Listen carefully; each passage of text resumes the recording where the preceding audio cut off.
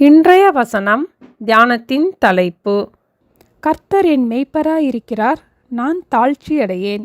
சங்கீதம் 23:1. கர்த்தர் என் மெய்ப்பராயிருக்கிறார், நான் தாழ்ச்சியடையேன்.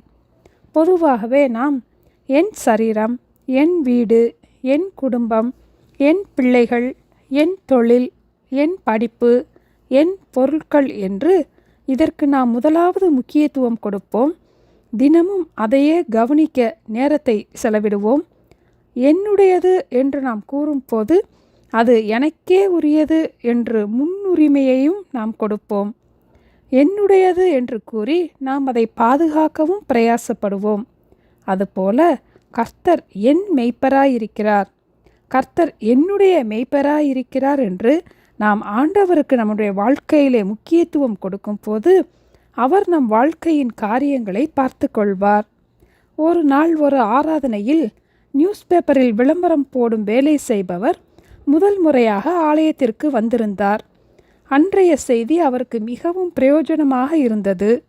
மனக்கலக்கத்திலிருந்து ஆண்டவர் சமாதானம் கொடுத்ததை உணர்ந்தார்.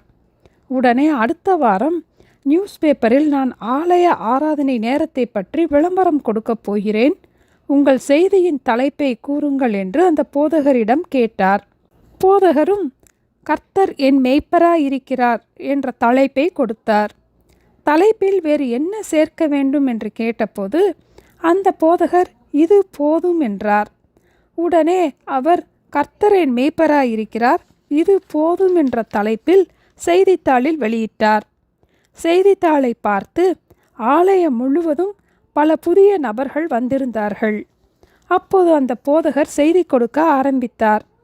கர்த்தர் என் மெய்ப்பராயிருக்கிறார், நான் தாழ்ச்சி அடையேன்.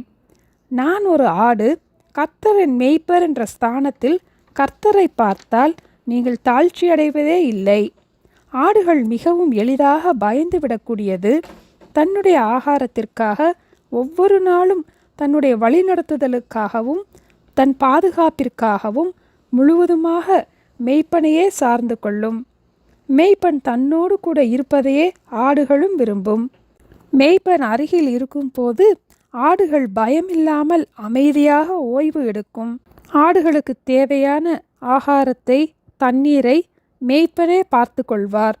இதுபோல நாம் கர்த்தரின் மெய்ப்பர் என்ற உறவுக்குள் வரும்போது நாமும் தாழ்ச்சி அடைவதில்லை, குறைவுபடுவதில்லை. நம் வாழ்க்கைக்கும் இந்த அனுபவமே நமக்கு போதுமானது. தினமும் நாம் கர்த்தர் என் மெய்ப்பராயிருக்கிறார், நான் தாழ்ச்சியடைவதில்லை என்று விசுவாசத்தோடு கூறுவோம். இரண்டாவதாக 2 சாமுவேல் 22 29 தேவரீர் என் விளக்காயிருக்கிறீர், கர்த்தர் என் இருளை வெளிச்சமாக்குகிறவர் என்று நாம் வாசிக்கிறோம். கர்த்தர் என் விளக்காயிருக்கும் போது என் பாதைகளெல்லாம் வெளிச்சமாக இருக்கும். இருள் பயப்படும் அனுபவத்தை, கலங்குகின்ற அனுபவத்தை, பாவத்தை குறிக்கிறது. நம் வாழ்வின் இருளை, சூழ்நிலையின் இருளை அவர் வெளிச்சமாக்குவார். நம் சட்டையிலே ஒரு பேனா மை பட்டிருந்தால் இருளில் இருக்கும் போது அது ஒன்றும் தெரியாது. ஆனால் வெளிச்சத்தில் வந்தால்தான் அந்த பேனா மையிலுடைய கரை தெரியும். இதுபோல விளக்காகிய வெளிச்சமாகிய கர்த்தரிடத்திலே நாம் நெருங்கி வரும்போது நம்முடைய பாவ குணங்கள் நமக்கு தெரியும். நாமும் ஒவ்வொரு நாளும் பரிசுத்தமாக பிரயாசப்படுவோம்.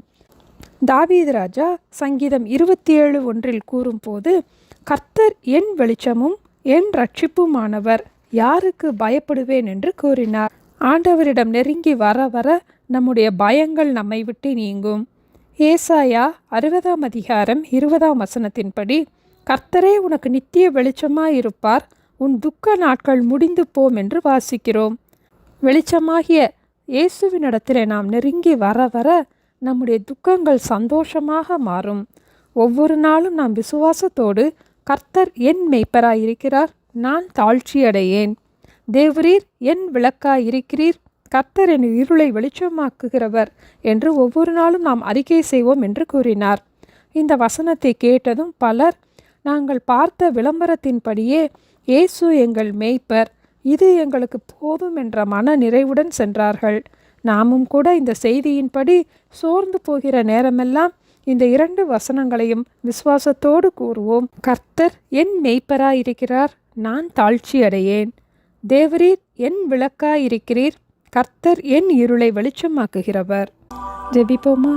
எங்களை நேசிக்கிற எங்கள் அன்பின் ஆண்டவரே, எங்களுடைய வாழ்நாட்களை நாங்கள் பயந்து கலங்கி வீணாக்கி விடாத படிக்கு கர்த்தர் என் மேய்ப்பராயிருக்கிறார், நான் தாழ்ச்சி அடையேன்.